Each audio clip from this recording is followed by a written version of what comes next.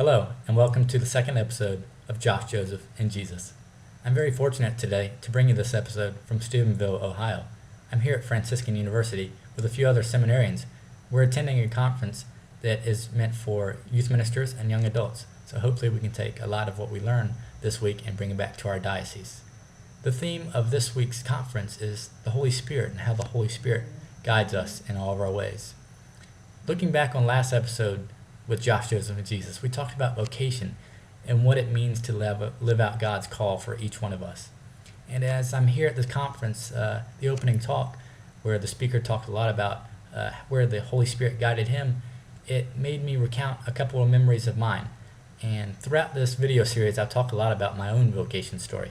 So today's episode, I want to talk about one piece of my vocation story where the Holy Spirit was really moving me in a way that I had never expected. Coming up through Catholic schools, I would then attend the University of South Carolina. And at USC, I was very, very fortunate to have the Newman Club at USC. And there in the Newman Club were a group of college students, some of my good friends, and we gathered regularly to discuss Jesus, and we were always growing in our faith. And it was a terrific time for me because I was starting to learn that the more I was able to learn about God, the more that I was able to learn about Christ, the closer I got to Christ. And as I took it to prayer, the Holy Spirit was able to move in me and show me the way in which God wanted me to live. So this was a very, very important time for me.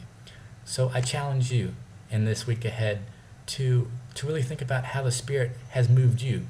And the big challenge I give to you is to learn about your faith. Go through everything there is to know. And I promise you, the more that you learn about your faith, the more the Spirit will come to you and reveal God's will for you. So please do this. Take it to prayer. Always remain faithful in prayer and trust in God's will for you. I have a lot of great information coming in our video series. I'll give you some great points in my vocation story. So in this week's episode, we talked about how I came to God and His will through college and learning more about Him.